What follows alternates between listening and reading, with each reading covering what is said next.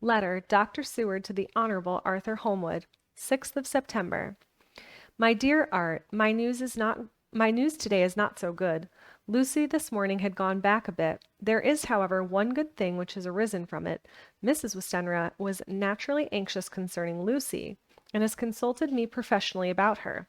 I took advantage of the opportunity and told her that my old master Van Helsing, the great specialist, was coming to stay with me, and that I would put her in his charge, conjointly with myself. So now we can come and go without alarming her unduly. For a shock to her would mean sudden death, and this, in Lucy's weak condition, might be disastrous to her. We are hedged in with difficulties, all of us, my poor old fellow, but, please God, we shall come through them all right. If any need I shall write, so that if you do not hear from me, take it for granted that I am simply waiting for news. In haste, yours ever, John Seward. Dr. Seward's Diary, 7th of September. The first thing Van Helsing said to me when we met at Liverpool Street was, "Have you said anything to our young friend, the lover of her?" "No," I said. "I waited till I had seen you, as I said in my telegram. I wrote him a letter simply telling him that you were coming, as Mrs. Westenra was not so well, and that I should let him know if need be." "Right, my friend," he said, "quite right. Better he not know as yet. Perhaps he shall never know. I pray so, but if it be needed, then he shall know all. And my good friend John, let me caution you. You deal with the madmen. All men are mad in some way or other, and inasmuch as you deal discreetly with your madmen, so deal with God's madmen too. The rest of the world." Oh. Ripley, please leave the cat alone. Come here. Oh, sorry. I'm so sorry. We got the sound better. It's animal insanity. Oh boy. We do live in a zoo. We didn't buy a zoo. We just live in one.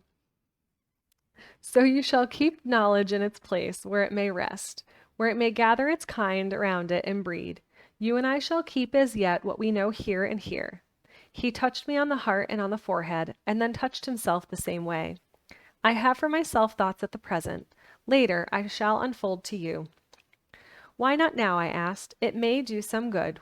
We may arrive at some decision." He stopped and looked at me and said, "My dear friend John, when the corn is grown, even before it has ripened, while the milk is of its mother earth, it is him, and the sunshine has not yet begun to paint him with his gold. The husbandman he pull the ear and rub him between his rough hands, and blow away the green chaff, and say to you, Look, he is good corn. He will make good crop when the time comes." I did not see the application and told him so. For reply he reached over and took my ear in his hand and pulled it playfully, as he used to long ago to do at our lectures, and said, "The good husbandman tell you so then because he knows, but not till then.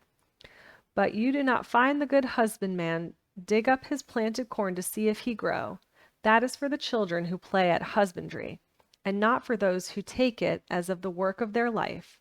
See you now, friend John. I have sown my corn, and nature has her work to do in making it sprout, if he sprout at all. There's some promise, and I wait till the ear begins to swell." He broke off, for evidently he saw that I understood. Then he went on, and very gravely, "You were always a cheerful student, and your case book was ever more full than the rest.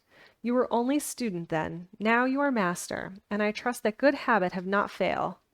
Remember, my friend, that knowledge is stronger than memory, and we should not trust the weaker, even if you have not kept the good practice. Let me tell you that this case of our dear Miss is one that may be, mind, I say may be, of such interest to us and others, that all the rest may not make him kick the beam, as your people say. Take then good note of it. Nothing is too small. I counsel you, put down in record even your doubts and surmises. Hereafter it may be of interest to you to know, or to see, how true your guess. We learn from failure, not from success." When I described Lucy's symptoms, the same as before, but infinitely more marked, he looked very grave but said nothing. He took with him a bag in which were many instruments and drugs, the ghastly paraphernalia of our beneficial trade, as he once called in one of his lectures, the equipment of a professor of healing craft. When we were shown in, Miss Westenra met us. She was alarmed, but not nearly so much as I expected to find her. Nature, in one of her beneficent moods, has ordained that even death has some antidote to its own terrors. Here, in a case where any shock may prove fatal, matters are so ordered that from some cause or other the things, not personal, even the terrible changes in her daughter, to whom she is so attached, do not seem to reach her. It is something like the way Dame Nature gathers round a foreign body an envelope of some insensitive tissue which can protect from evil that which it would otherwise harm by contact.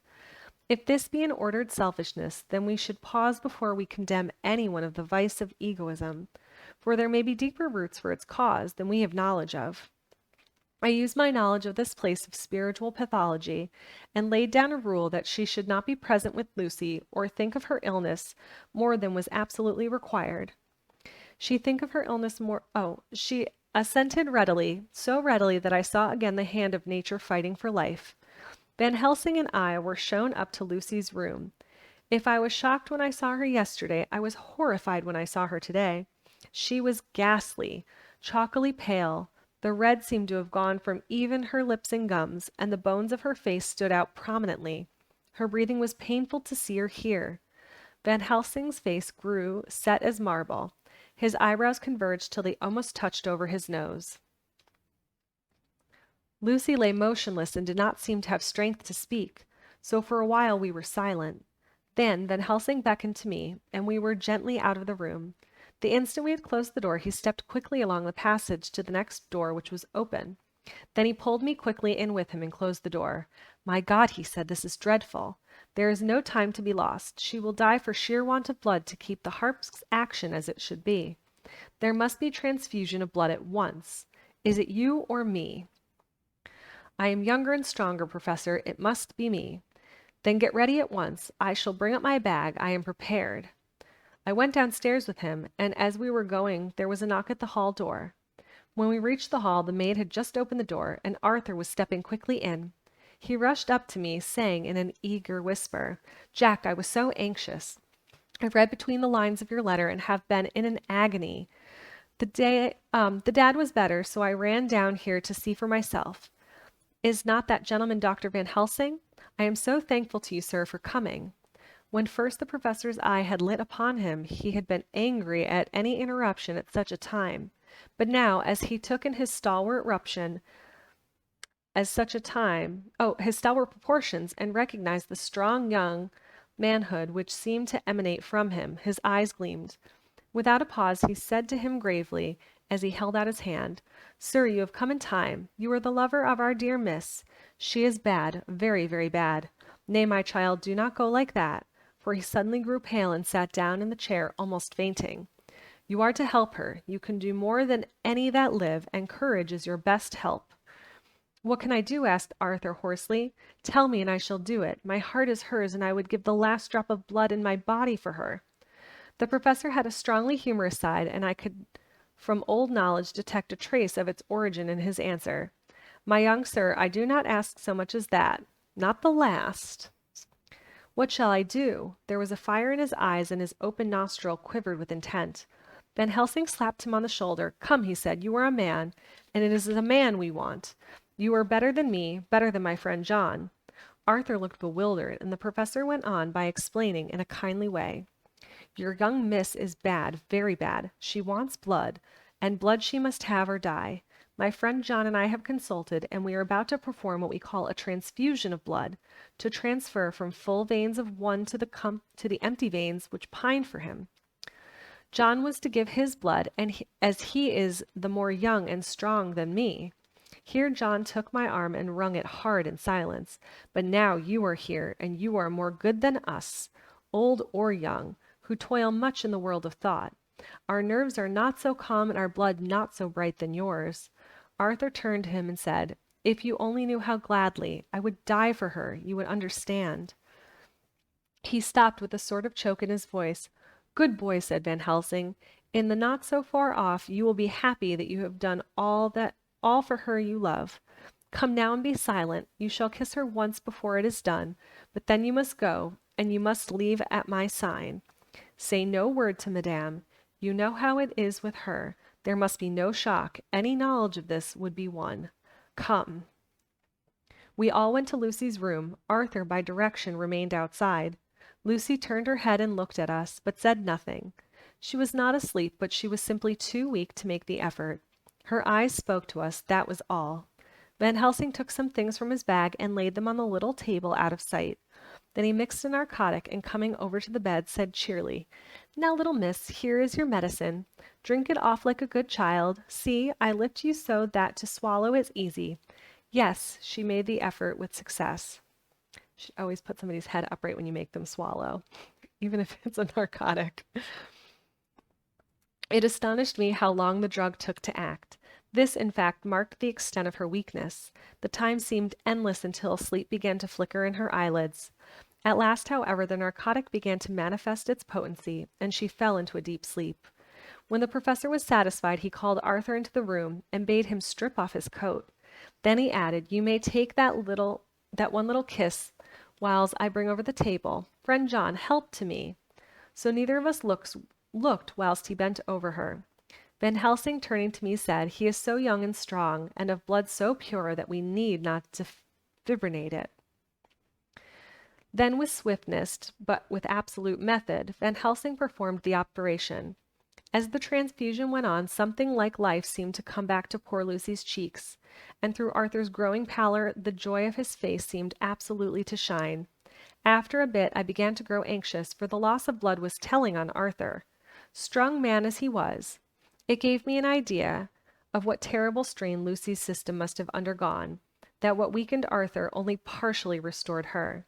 But the professor's face was set, and he stood watch in hand, and with his eyes fixed now on the patient, and now on Arthur. I could hear my own heart beat. Presently he said in a soft voice, "Do not stir an instant. It is enough. You attend him. I will look to her." When all was over, I could see how much Arthur was weakened. I dressed the wound and took his arm to bring him away.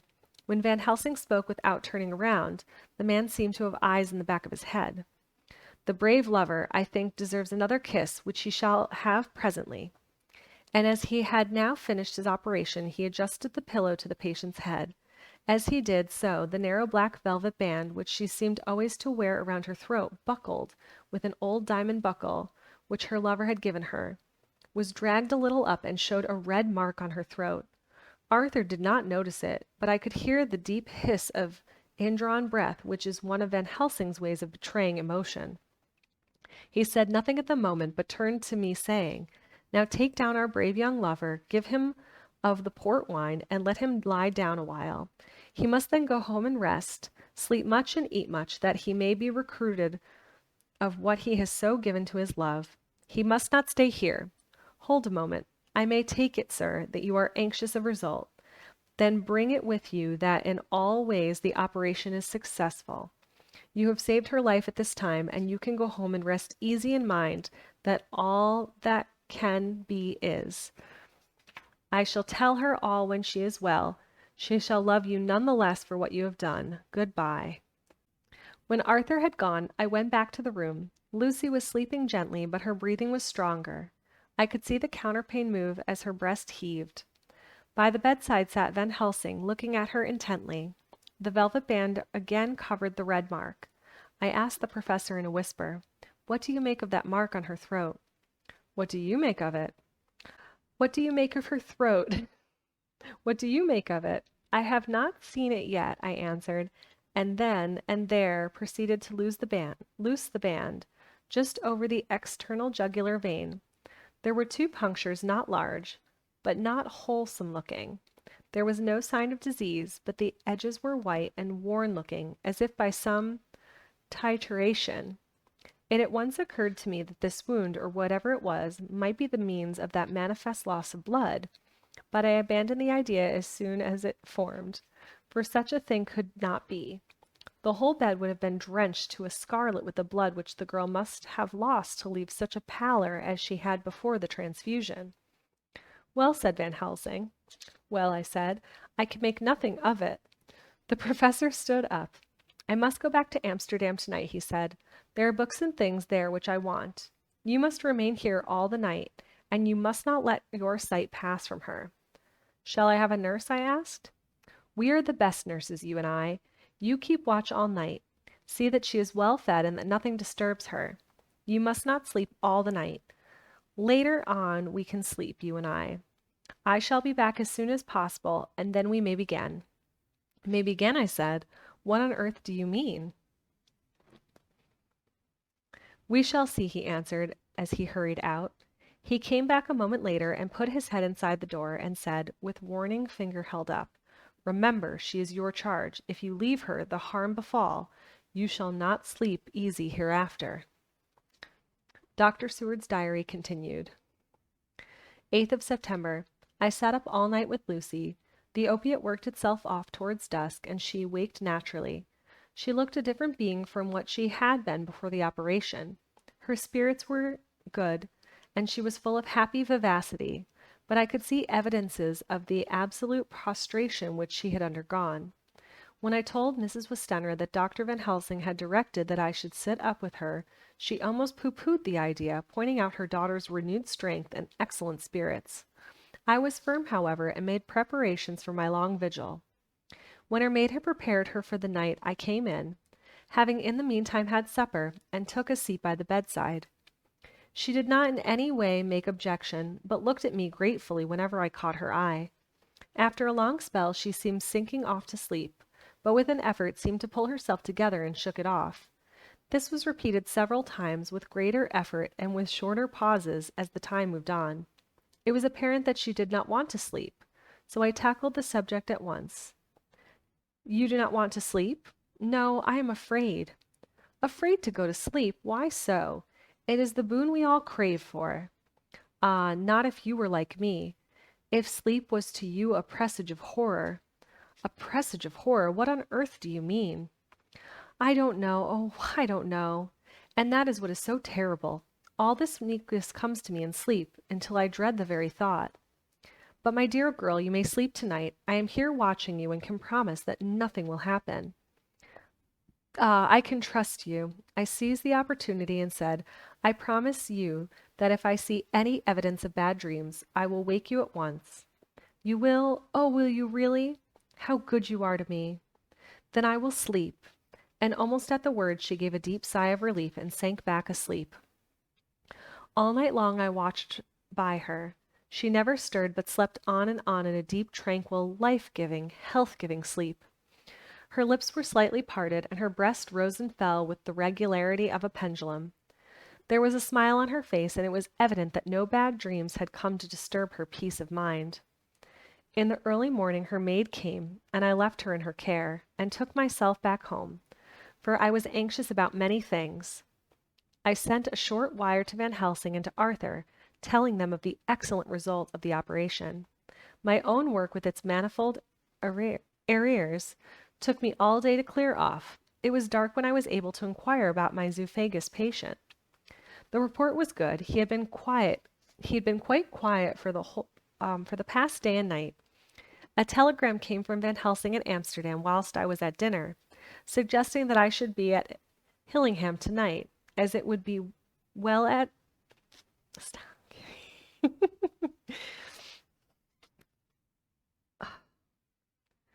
as it might be well to be at hand, and stating that he was leaving by the night mail and would join me early in the morning. 9th of September. I was pretty tired and worn out when I got to Hillingham. For 2 nights I had hardly had a wink of sleep, and my brain was beginning to feel the numbness which marks cerebral exhaustion. Lucy was up and in cheerful spirits. When she shook hands with me, she looked sharply in my face and said, No sitting up tonight for you. You are worn out. I am quite well again, indeed I am. And if there is to be any sitting up, it is I who will be sitting up with you. I would not argue the point, but went and had my supper. Lucy came with me, and enlivened by her charming presence, I made an excellent meal, and had a couple of glasses of the more than excellent port. Then Lucy took me upstairs and showed me a room next to her own, where a cozy fire was burning. Now, she said, you must stay here. I shall leave this door open, and my door too. You can lie on the sofa, for I know that nothing would induce any of you doctors to go to bed whilst there is a patient above the horizon. If I want anything, I shall call out, and you can come to me at once. I could not but acquiesce, for I was dog-tired and could not have sat up had I tried. So on her renewing her promise to call me if she should want anything, I lay on the sofa and forgot all about everything. Lucy Westenra's diary. 9th of September. I feel so happy tonight. I have been so miserably weak that to be able to think and move about is like feeling sunshine after a long spell of east wind out of the steel sky. Somehow Arthur feels very, very close to me. I seem to feel his presence warm about me. I suppose it is that sickness and the weakness are selfish things and turn our inner eyes in sympathy on ourselves, whilst health and strength give love reign. And in thought and feeling he can wander where he wills. I know where my thoughts are. If Arthur only knew. My dear, your ears must tingle as you sleep, as mine do waking. Oh, the blissful rest of last night! How I slept with that dear, good Dr. Seward watching me. And tonight I shall not fear to sleep, since he is close at hand and within call. Thank everybody for being so good to me. Thank God. Good night, Arthur. Dr. Seward's Diary, 10th of September. I was conscious of the professor's hand on my head and started awake all in a second. That is one of the things that we learn in an asylum at any rate. And how is our patient? Well, when I left her, or rather when she left me, I answered. Come, let us see, he said, and together we went into the room. The blind was down, and I went over to raise it gently, whilst Van Helsing stepped, with his soft cat-like tread, over to the bed. As I raised the blind, the morning sunlight flooded the room. I heard the professor's low hiss of inspiration, and knowing its rarity, a deadly fear shot through my heart. As I passed over, he moved back, and his exclamation of terror, Gottenheimel, needed no enforcement from his agonized face. He raised his hand and pointed to the bed, and his iron face was drawn and ashen white. I felt my knees begin to tremble. There on the bed, seemingly in a swoon, lay poor Lucy, more horribly white and wan-looking than ever. Even the lips were white, and the gums seemed to have shrunken back from the teeth, as we sometimes see in a corpse after a prolonged illness.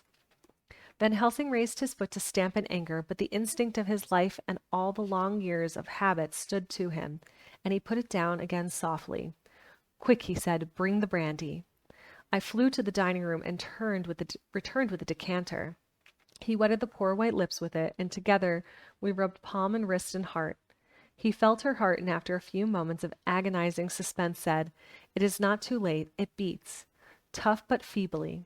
All our work is undone. We must begin again. And there is no young Arthur here now. I have to call on you yourself this time, friend John. As he spoke, he was dipping into his bag and producing the instruments for transfusion. I had taken off my coat and rolled up my shirt sleeve. There was no possibility of an opiate just at present, and no need of one, and so, without a moment's delay, we began the operation. After a time it did not seem a short time either, for the draining away of one's blood, no matter how willingly it be given, is a terrible feeling. Van Helsing held up a warning finger. Do not stir, he said, but I fear that with growing strength she may wake, and that would make danger. Oh, so much danger. But I shall precaution take. I shall give hypodermic injection of morphia. He proceeded then swiftly and deftly to carry out his intent. The effect on Lucy was not bad, for the faint seemed to merge subtly into the narcotic sleep. It was with a feeling of personal pride that I could see a faint tinge of color steal back into the pallid cheeks and lips. No man knows till he experiences it what it is to feel his own life blood drawn away into the veins of a woman he loves. The professor watched me critically. That will do, he said. Already, I remonstrated. You took a great deal more from art. To which he smiled a sad sort of smile as he replied, He is her lover, her fiancé. You have work, much work, to do for her and for others, and the present will suffice. When we stopped the operation, he attended to Lucy, whilst I applied digital pressure to my own incision. I lay down whilst I waited his leisure to attend to me, for I felt faint and a little sick. By and by he bound up my wound and sent me downstairs to get a glass of wine for myself. As I was leaving the room, he came to me and half whispered, Hi, baby girl. Mind nothing be said of this. If our young lover should turn up unexpected as before, no word to him. It would at once frighten him and enjealous him too. There must be none so. When I came back, he looked at me carefully and then said, "You are not much the worse. Go into the room and lie on your sofa and rest a while, then have much breakfast and come here to me." I followed out his orders, for I knew how right and wise they were. I had done my part, and now my next duty was to keep up my strength. I felt very weak, and in the weakness lost something of the amazement at what had occurred. I fell asleep on the sofa, however, wondering over and over again how Lucy had made such a retrograde movement, and how she could have been drained of so much blood with no sign anywhere to show for it. I think I must have continued my wonder in my dreams, for, sleeping and waking, my thoughts always came back to the little punctures in her throat and the ragged, exhausted appearance of the edges, tiny though they were. I followed out his orders, for I knew how right and wise they were. I had done my part, and now my next duty was to keep up my strength. Lucy slept well into the day, and when she woke she was fairly well and strong, though not nearly so much as the day before. When Van Helsing had seen her, he went out for a walk, leaving me in charge, with strict injunctions that I was not to leave her for a moment. I could hear his voice in the hall asking the way to the nearest telegraph office. Lucy chatted with me freely and seemed quite unconscious that anything had happened. I tried to keep her amused and interested. When her mother came up to see her, she did not seem to notice any change whatever, but said to me gratefully, "We owe you so much, Dr. Seward, for all you've done. But you really must now take care not to overwork yourself. You are looking pale yourself. You want a wife to nurse and look after you a bit, that you do." As she spoke, Lucy turned crimson, though it was only momentarily, for her poor wasted veins could not stand for long such an unwonted drain to the head. The reaction came in excessive pallor as she turned imploring eyes on me. I smiled and nodded and laid my fingers on my lips. With a sigh, she sank back amid her pillows. Van Helsing returned in a couple of hours, and presently said to me, "Now you go home and eat much and drink enough. Make yourself strong. I stay here tonight and shall sit up with little miss. You and I must watch the case, and we must have none other to know. I have grave reasons. No, do not ask them. Think what you will. Do not fear to think even the most not probable. And good night." In the hall, two of the maids came to me and asked if they or either of them might not sit up with Miss Lucy. They implored me to let them, and when I said it was Dr. Van Helsing's wish that either he or I should sit up, they asked me quite piteously to intercede with the foreign gentleman. I was much touched by their kindness. Perhaps it is because I am weak at present, and perhaps because it was on Lucy's account that their devotion was manifested. For over and over again have I seen similar instances of woman's kindness. I got back here in time for a late dinner and went my rounds. All well, and set this down whilst waiting for sleep. It is coming. 11th of September. This afternoon I went over to Hillingham, found Van Helsing in excellent spirits, and Lucy much better. Shortly after I had arrived, a big parcel from abroad came for the professor. He opened it with much empressement, assumed of course, and showed a great bundle of white flowers. "These are for you, Miss Lucy," he said. "For me? Oh, Dr. Van Helsing!" "Yes, my dear, but not for you to play with. These are medicines." Here Lucy made a wry face. "Nay, but they are not to take in a decoction or in a nauseous form. So you need not snub that so charming nose, or I shall point out to my friend Arthur what woes he may have to endure in seeing so much beauty that he so loves so much distort. Aha, my pretty miss, that brings the so nice nose all straight again. This is medicinal, but you do not know how. I put him in your window. I make pretty wreaths and hang him round your neck so that you sleep well. Oh yes, they, like the lotus flower, make your trouble forgotten. It smells so like the waters of life, and that fountain of youth that the conquistadors sought for in the Floridas, and find him all too late. Whilst he was speaking, Lucy had been examining the flowers and smelling them. Now she threw them down, saying, with half laughter and half disgust, "Oh, Professor, I believe you are only putting up a joke on me. Why, these flowers are only common garlic." To my surprise, Van Helsing rose up and said with all his sternness, his iron jaw set and his bushy eyebrows meeting, "No trifling with me, I never jest. There is grim purpose in all I do, and I warn you that you do not thwart me. Take care for the sake of others, if not for your own." Then seeing poor Lucy scared, as she might well be, he went on more gently, "Oh, little miss, my dear, do not fear me. I only do for your good.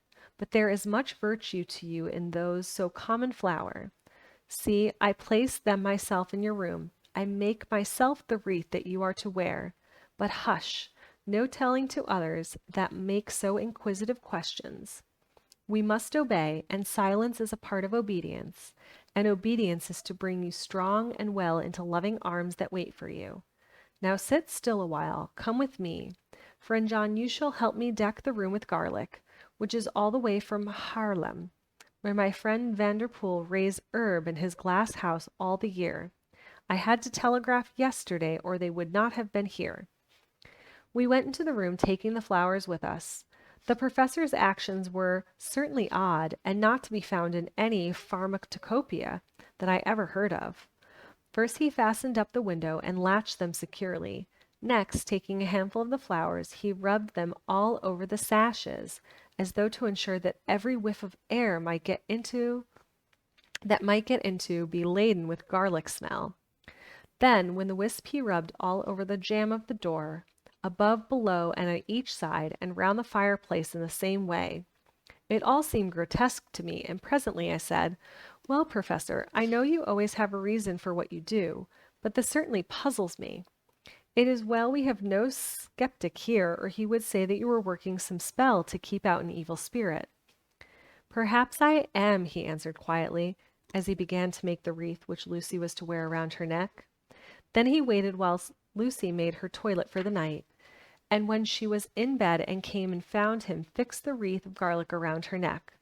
The last word he said to her were, "Take care you do not disturb it, and even if the room feel close, do not tonight open the window or the door." "I promise," said Lucy, "and thank you both 1,000 times for all your kindness to me. Oh, what have I done to be blessed with such friends?"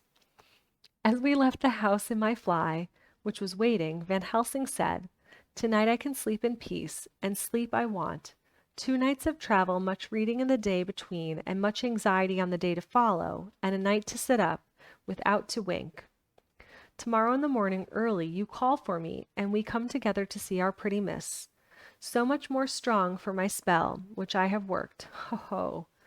He seemed so confident that I, remembering my own confidence 2 nights before, and with the baneful result, felt awe and vague terror. It must have been my weakness that made me hesitate to tell you, my friend, but I felt it all the more, like unshed tears.